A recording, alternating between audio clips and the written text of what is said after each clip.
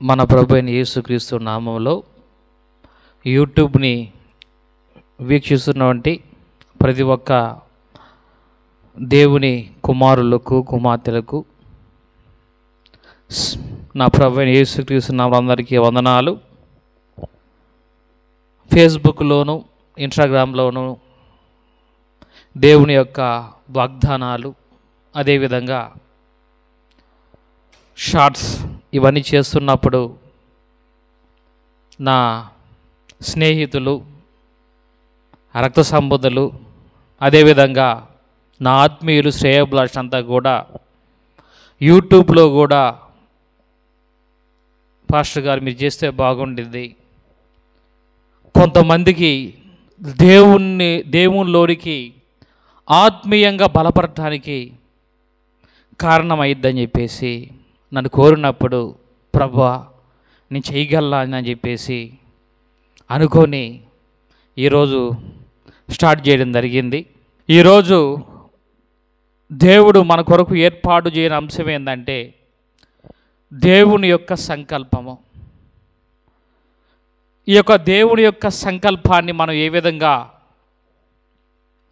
నెరవేర్చబడాలి, దేవుని యొక్క సంకల్పాన్ని మనం ఏ విధంగా నెరవేర్చాలి అంటే, ఒక తల్లిదండ్రులకి ఒక సంకల్పం ఉండింది. ఏం సంకల్పం అంటే తనకు పుట్టిన కుమారుడిని కానీ కుమార్తెని కానీ వారిని ఏ విధంగా చదివించాలి, వారిని ఏ విధంగా చదివించి వారికి కావలసిన అవసరం మొత్తం తీర్చి ఏ విధంగా ప్రయోజనం చేయాలి అనే ఒక సంకల్పం ఉండింది. బడిలో ఉన్నటువంటి ఒక మాస్టర్కి కూడా ఒక సంకల్పం, తన దగ్గరకు ఉన్నటువంటి స్టూడెంట్ను ఏ విధంగా చదువు చెప్పించాలి అని, నేర్పించాలి, వాడిని ఏ విధంగా ప్రయోజనం చేయాలి. అలాగే ప్రియమైన దేవుని బిడ్డలారా, సంఘ కాపరికి కూడా ఒక సంకల్పం ఉండిద్ది. ఏ విధంగా అంటే అనేక మందిని దేవునిలోనికి నడిపించాలి, అనేక ఆత్మల్ని దేవుని కోసం పట్టబడేలాగా చేసి దేవుని యొక్క రాజ్యానికి నాకంటూ కొన్ని ఆత్మలు అప్పచెప్పాలని ఒక సంకల్పం ఉండిద్ది. అదేవిధంగా ప్రియమైన దేవుని బిడ్డలారా, దైవ జనాంగమా, దేవునికి కూడా ఒక సంకల్పం ఉంది. ఆ సంకల్పం ఏంటంటే యాకోబు రాసిన పత్రిక 1వ అధ్యాయం 18వ వచనంలో కనుక మీరు చూస్తే, ఆయన తాను సృజించిన వాటిలో మనము ప్రథమ ఫలంగా ఉండినట్లు సత్యవాక్యం వలన మనలను తన సంకల్పం ప్రకారం కనెను. హల్లెలూయా, దేవుని నామాన్ని మహిమ కలుగును గాక. ఇది దేవుని యొక్క సంకల్పం. కాబట్టి చాలామంది కూడా ప్రథమ ఫలం అంటే వారికి కలిగిన వాటిని, దశంభాగంలోని ప్రథమ ఫలం, అలాగే ఒక రైతు తనకు పండించిన పంటలతో ప్రథమ ఫలం ఇవన్నీ ఇస్తారులే కానీ దేవుడు అంటున్నాడు ప్రథమ ఫలముగా నువ్వే మార్చబడాలి. అందుకే ఆయన సర్వ సృష్టిని సృష్టించాడు. భూమిని, ఆకాశమును, నక్షత్రమును, గాలిని, ఈ భూమి మీద ప్రాకు ప్రతి ఒక్క పక్షులను ఆయన సృష్టించాడు. సృష్టించిన తర్వాత ప్రియమైన దేవుని బిడ్డలారా, ఆయన చెప్తున్నాడు, ఫలించిన వాటిలో మీరు ఇస్తున్నారులే కానీ ప్రప్రథమంగా మీరు ఫలించాలి. ఇదే ఆయన సంకల్పము. దేవునికి నువ్వే దశంభాగంగా మార్చబడాలి, నీవే ప్రథమ ఫలంగా మార్చబడాలని నువ్వు అనుకోవటం లేదు. అందుకే పరిశుద్ధాత్ముడు మాట్లాడుతున్నాడు. యాకోబు రాసిన పత్రిక 1వ అధ్యాయం 18వ వచనంలో మీరు చూస్తే, ఆయన తాను సృజించిన సర్వ సృష్టిలో మనము ప్రథమ ఫలముగా ఉన్నట్లు సత్యవాక్యం వలన మనలో తన సంకల్పం ప్రకారం కనెను. హల్లెలూయా, దేవుని యొక్క నామానికి మహిమ ఘనత కలుగును గాక. ప్రియమైన దేవుని బిడ్డలారా, ఇవాళ పరిశుద్ధాత్ముడు నీతో మాట్లాడుతున్నాడు. యూట్యూబ్ వీక్షిస్తున్న ప్రతి ఒక్కరితోనూ, ప్రతి ఒక్కరు బాప్తిజం తీసుకున్న వారితోనూ, అలాగే తీసుకోవాలని 2020 తీర్మానం చేసిన వారితో కూడా దేవుడు మాట్లాడుతున్నాడు. ఆయన సృష్టించిన సర్వ సృష్టిలో మనం ప్రపదంగా ఉన్నట్టు సత్యవాక్యం వల్ల మనకు అన్నాడు. సత్యవాక్యం అనగా దేవుని యొక్క రక్తము. సత్యవాక్యం అనగా ఆయన చెప్పాడు, నేనే మార్గమును సత్యమును జీవమును చెప్పాడు ఆయన. అదే అంటున్నాడు, ఆయన వాక్యమే సత్యం అని దేవుని యొక్క వాక్యం చెప్తుంది. కాబట్టి ఆయన వాక్యం వల్ల మనకు అన్నాడు కనుక ఆయన సంకల్పాన్ని మనము ఖచ్చితంగా నెరవేర్చే బలంగా మనం ఉండాలి. హల్లెలూయా. కాబట్టి ప్రియమైన దేవుని బిడ్డలారా, దేవుడి యొక్క సంకల్పం ఏంటంటే సృజించిన వాటిలో మనము ప్రఫలంగా ఫలించాలి, దేవుని కొరకు బతకాలి. అదే విధంగా మనం ఫలించాలని ఆయన యొక్క సంకల్పం. అలాగే చూస్తే ఈ యొక్క దేవుని యొక్క సంకల్పాన్ని నెరవేర్చబడాలి అంటే, ఈ దేవుని యొక్క సంకల్పాన్ని మనం నెరవేర్చాలి అంటే మనం ఏం చెయ్యాలి, ఏ విధంగా మనం ఉండాలి అంటే 3 విషయాలు నేను చెప్తున్నాను. ఈ యొక్క అంశము దేవుని యొక్క సంకల్పం అనే అంశంలో ఈ 3 విషయాలు చెప్తాను. మొదట దేవుని యొక్క సంకల్పాన్ని నువ్వు నెరవేర్చబడాలి అంటే, దేవుని యొక్క సంకల్పం ప్రకారం నువ్వు ఉండాలి అంటే మొదట నువ్వేం చేయాలంటే శోధనను జయించాలి. శోధన జయించాలి. అందుకే అంటున్నాడు యాకోబు రాసిన పత్రిక 2వ అధ్యాయం 3వ వచనంలో, నా సహోదరులారా, మీ విశ్వాసము కలుగు పరీక్ష ఓర్పును పుట్టించునని ఎరిగి మీరు నానా విధమైన శోధనలో పడినప్పుడు అది మహా ఆనందంగా ఎంచుకొనిడి. హల్లెలూయా. దేవుని యొక్క నామానికి మహిమ ఘనత కలుగును గాక. ఇక్కడ దేవుని యొక్క సంకల్పాన్ని నువ్వు నెరవేర్చబడాలి అంటే మొదటేమో ప్రప్రథమంగా దేవుని యొక్క సంకల్పం అంటే మనం తెలుసుకున్నాం. ఆయన తాను సృజించిన సర్వ సృష్టిలో మనము ప్రప్రథమంగా ఉన్నట్టు మనం ఫలించిన వాటిని కాకుండా, ఫలించిన వాటిలో దశమభాగం మనం తీస్తున్నాంలే, కానీ ప్రప్రథంగా మనం ఫలించాలని ఆయన సంకల్పం. తదుపరిగా 2వ చూస్తే, నా సహోదరులారా, మీ విశ్వాసము కలుగు పరీక్ష ఓర్పును పుట్టించుదని ఎరిగి మీరు నానా విధమైన శోధన పడినప్పుడు అది మహా ఆనందంగా ఎంచుకొనండి అంటున్నాడు. కాబట్టి శోధన జయించాలి. చాలామంది కూడా ఇరుకులు ఇబ్బందుల్లో ఉన్నప్పుడు, కష్టాల్లో ఉన్నప్పుడు, కనిపిలో ఉన్నప్పుడు, ఇంకా చెప్పుకోలేనటువంటి ఆటంకపరమైన పరిస్థితుల్లో ఉన్నప్పుడు వారు ఏమైపోతా ఉంటారు, విశ్వాసంలో తొలగిపోతూ ఉంటున్నారు. అందుకే అంటున్నాడు, మొప్రదంగా దేవుని యొక్క సంకల్పం నెరవేర్చే బిడ్డగా నువ్వు ఉండాలి అంటే, దేవుని యొక్క సంకల్పం ప్రకారంగా నువ్వు జీవించాలంటే మొదట నువ్వు శోధన జయించాలి. అందుకే అంటున్నాడు, నా సహోదరులారా, మీ విశ్వాసము కలుగు పరీక్ష ఓర్పును పుట్టించిందని ఎరిగి మీరు నానా విధమైన శోధనలో పడినప్పుడు అది మహా ఆనందంగా ఎంచుకోమంటున్నాడు. హల్లెలూయా. దేవుని యొక్క నామానికి మహిమ కలుగును గాక. మనం శోధన సహించాలండి. ఆ శోధనలో పడినప్పుడు అది మనకు విశ్వాసము కలుగు పరీక్షని ఎరిగి మనం ఏం చేయాలంటే మహా ఆనందంగా ఎంచుకోవాలి. ప్రియమైన దేవుని బిడ్డలారా, దేవుని యొక్క శ్రమలో కష్టాల్లో ఉన్నప్పుడు మనం ఏం చేయాలంటే శోధనను సహించాలి. అందుకే అంటున్నా, నా సహోదరులారా, మీరు నానా విధమైనటువంటి శోధనలో పడినప్పుడు అది మహా ఆనందంగా ఎంచుకోమంటున్నాడు.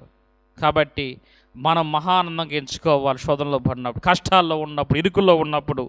అందుకే దేవుడు మాట్లాడుతున్నాడు, మన యొక్క విశ్వాసం కలిగిన పరీక్ష శోధన అని ఎరిగి మనం నానా విధమైన శోధనలో పడినప్పుడు మహా ఆనందంగా ఎంచుకోవాలి.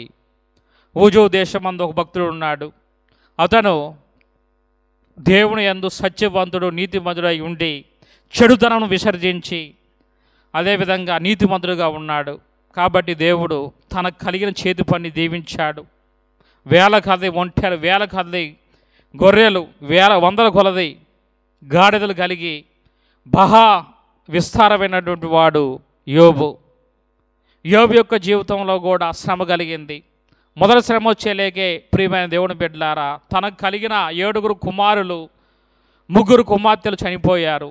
రెండో శ్రమ వచ్చేలేకే తన యొక్క శరీరము అరికాలు మొదలుకొన్నట్టి వరకు కురుపులతో చీము కార్చుకుంటూ ఇబ్బంది పడుతున్నాడు. ఇది రెండో శ్రమ. మూడో శ్రమ వచ్చేలేక తన భార్య ద్వారా.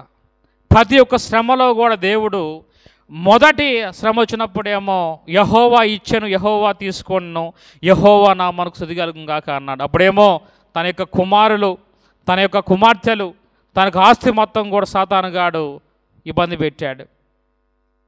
రెండో శ్రమ వచ్చేలేక అరికాలు మొదలుకున్నది వరకు కురుపులతో. మూడో శ్రమ వచ్చేలేకే చూడండి, యోబు గ్రంథము 2వ అధ్యాయం, అతని భార్య వచ్చి, నీవు ఇంకనూ యథార్థను వదలకుందువా? దేవుని దూషించి మరణం కమ్మెను అన్నప్పుడు 10వ వచనంలో, అందుకు అతడు, మూర్ఖురాల్లా నువ్వు మాట్లాడుచున్నావు, మనము దేవుని వల్ల మేలు అనుభవించింది కదా, కీడు మనం అనుభవింపతగదా. హల్లెలూయా. కాబట్టి ఎవరైనా కానీ దేవుని యొక్క మందిరానికి వచ్చినప్పుడు ఆశీర్వాదాలు, నా కుటుంబాన్ని దీవించు ప్రభువా, నా కుటుంబాన్ని ఆశ్రయించు ప్రభువా, ఒకప్పుడు పూరింట్లో ఉన్నాను, దేవుడిని నమ్ముకున్న తర్వాత నేను బాగా సంపన్నుయ్యాయి అని చెప్పేసి ఏ కాడికి మన ఆశీర్వాదాలు ఎన్నుకుంటాం. కానీ ఇక్కడ యోబు అంటున్నాడు, తన ఆస్తి మొత్తం పోయింది, తన యొక్క కుమార్తెలు చనిపోయినప్పుడు యోబు అంటున్నాడు, దేవుని వలన మేము మేలు అనిపించాం కదా, కీడు అనుభవించట తగదా. దేవుడు నామానికి స్తోత్రం కలుగును గాక. ఎవరైనా కానీ దేవుని దగ్గర బ్లెస్సింగ్స్ ఆశిస్తూ ఉంటారు. ప్రభువా, నా కుమార్తెకి సుఖమైన కాలం దయచేయి ప్రభువా, నేను దేవుడిని నమ్ముకుంటాను. ప్రభువా, నాకు మంచి గృహాన్ని దయచేయి ప్రభువా, నేను దేవుడిని నమ్ముకుంటాను. ప్రభువా, నా కుమారుడు ఇంటర్మీడియట్ ఎగ్జామ్లో పాస్ అయితే నేను దేవుడిని నమ్ముకుంటాను. ఇలా వారు లోక సంబంధం వాడి గురించి దేవుని దగ్గరికి మేలుల కోసం వస్తారులే. కానీ ప్రియమైన దేవుని బిడ్డలారా, ఎవరు కూడా దేవుని యొక్క మేలునైతే కోరుకుంటారు, కానీ దేవుడి దగ్గరికి కీడు అనిపించినప్పుడు తొలగిపోతూ ఉంటారు. కానీ యోబు గ్రంథం 2వ అధ్యాయం 9-10 వచనాల్లో 10వ వచనంలో యోబు అంటున్నాడు, మనం దేవుని వల్ల మేలు అనిపించాం కదా, కీడు అనిపించుతా తగదా అంటున్నాడు. కాబట్టి మనం శోధనను సహించాలి, శోధన జయించాలి. శోధన ఏ విధంగా వస్తామంటే ప్రియమైన దేవుని బిడ్డలారా, ఒక తండ్రికి కుమారుడికి రావచ్చు, లేదా ఒక తల్లికి కుమారుడికి రావచ్చు, లేదా ఒక అన్నకి చెల్లికి రావచ్చు. సాతానుగాడు కుటుంబంలో శోధించబడి సాతానుగాడు వల్ల కొన్ని కుటుంబాలు గలిబిలి అయిపోతున్నాయి ప్రియమైన దేవుని బిడ్డలారా. అందుకే పరిశుద్ధాత్ముడు మాట్లాడుతున్నాడు, శోధన సహించాలి. అందుకే అంటున్నాడు యాకోబు రాసిన పత్రికలో, నా సహోదరులారా, మీరు నానా విధమైన శోధనలో పడినప్పుడు అది మహా ఆనందంగా ఎంచుకొనుడి, అది మీ యొక్క విశ్వాసనకు పరీక్ష అంటున్నాడు. ఇక్కడ యోబు కూడా శోధన సహించాడు.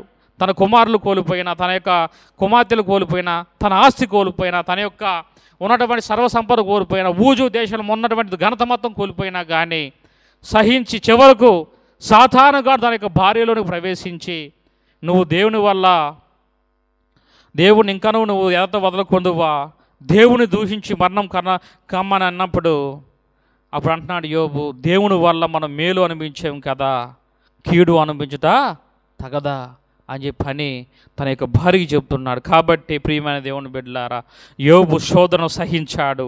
యాకోబు రాసిన పత్రిక 1వ అధ్యాయము 12వ వచనం, శోధన సహించిన వాడు ధన్యుడు, అతడు శోధన నిలిచిన వాడై ప్రభు తన్ను ప్రేమించిన వారికి వాగ్దానము చేసిన జీవ కిరీటమును పొందును. కాబట్టి యోబు తన యొక్క శోధన సహించాడు, కాబట్టి దేవుని యొక్క సంకల్పాన్ని నెరవేర్చాడు. కాబట్టి పోగొట్టుకున్న వాటికంటే కూడా 7 కుమారులు, 3 కుమార్తెలు తదుపరిగా డబుల్ ఆశీర్వాదాన్ని పొంది 144 సంవత్సరాలు బతికి యోబు చనిపోయాడు. కాబట్టి ప్రియమైన దేవుని బిడ్డలారా, మన కుటుంబాలు అప్పుల బాధల్లో ఉన్నప్పుడు, శ్రమలో ఉన్నప్పుడు, శోధనలో ఉన్నప్పుడు, ఇరుకులో ఉన్నప్పుడు, ఇబ్బందుల్లో ఉన్నప్పుడు నువ్వేం చేయాలంటే అది మహానందంగా ఎంచుకొని శోధనను మనం జయించాలి.